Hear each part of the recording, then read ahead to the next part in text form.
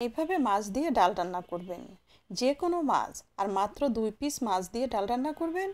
5 থেকে 7 জন মানুষ খেয়ে নেবেন। আর স্বাদের তো কোনো তুলনা নেই, শুধুমাত্র এই ডাল দিয়েই ভাত খেয়ে নেবেন, আর কোনো কিছু লাগবে না। চলুন তাহলে দেখা যাক কিভাবে কি তৈরি করলাম। আশা করি আপনাদের ভালো লাগবে। সুপ্রিয় দর্শক, আসসালামু আলাইকুম, সবাইকে ওয়েলকাম। এখানে আমি 3 পিস মাছ নিয়েছি, আর এইখান থেকে 2 পিস মাছ দিয়ে আমি ডাল রান্না করব, আর 1 পিস মাছ আমি ফ্রাই করে রেখে দিব। আর লবণ হলুদ দিয়ে ভালো করে ম্যারিনেট করে নিলাম। সামান্য তেলে মাছটাকে ফ্রাই করে নিব। তেলের ভিতর দিয়ে দিলাম। এখন মাছটা এপিট ওপিট হালকা লাল লাল করে ভেজে নিব।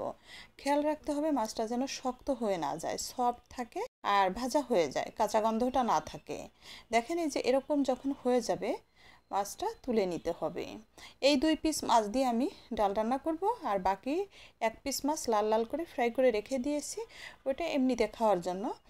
আর এখানে আমি ছোট মিডিয়াম সাইজের 5টা আলু নিয়েছি। আলু 5টা হাত দিয়ে ভালো করে ম্যাশ করে নিলাম। দেখেন, এই যে এরকম করে ম্যাশ করে নিতে হবে যেন দানা না থাকে। এখন মাছ যে 2 পিস ফ্রাই করে নিয়েছি না, ওইটা ভালো করে কাটা থেকে বেছে নিব। এই যে এইভাবে করে সবগুলো কাটা, আর এটা তো সবাই পারেন তাই না, যেন কোনোভাবে কোনো বিন্দু পরিমাণ কাটা না থাকে, খেয়াল করে কাটা ভালো করে বেছে নিতে হবে। অনেক সময় হয় না যে বড় মাছ আনি আমরা, ও থেকে 2-3 পিস মাছ বেঁচে যায়। এইভাবে করে রান্না করে নেবেন। আবার অনেকে আছে যে অল্প জিনিস দিয়ে অনেকগুলো মানুষের খাবার ম্যানেজ করবেন, তারাও কিন্তু এভাবে করে নিতে পারেন। রুই, কাতল, যে কোনো পাঙ্গাস মাছ, যে কোনো ধরনের মাছ দিয়ে এইভাবে মাছের ডালটা রান্না করবেন।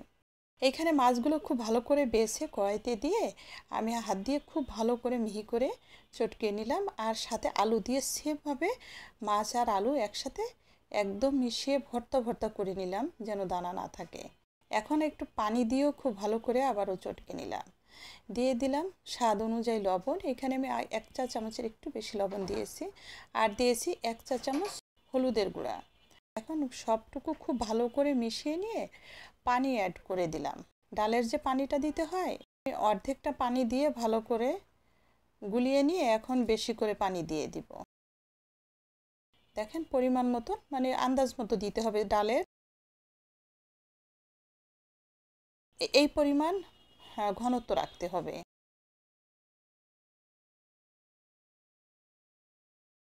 এখন অ্যাড করে দিলাম ফালি করে রাখা কাঁচামরিচ, 3 থেকে 4 কোয়া রসুন কুচি, একটা পেঁয়াজ কুচি।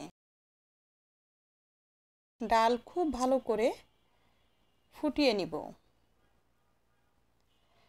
কিছু সময় পর পর নাড়া দিব যেন উতলিয়ে পড়ে না যায়। দেখেন, জাল করে যখন ডালটা এই পর্যায়ে চলে আসছে এবং ঘনত্ব এরকম হয়ে গেছে, এখন বাকি প্রসেসিং করে নিব। একটা প্যানে তেল দিয়ে দিলাম, সয়াবিন তেল দিয়ে দিলাম, 1/2 চা চামচ পাঁচফোড়ন, বড় রসুনের একটা, আর 4-5টা পেঁয়াজ কুচি। দেশি যে পেঁয়াজগুলো আছে না, ছোট মিডিয়াম সাইজের, এই পেঁয়াজটা গোল গোল করে কেটে দিয়েছি। আর রসুনগুলো কুচি করে কেটে দিয়ে সব কিছু খুব ভালো করে লাল লাল করে ভেজে নেব। আর একটা শুকনো মরিচ 2 ভাগ করে দিয়েছি, সুন্দর একটা স্মেল আসবে।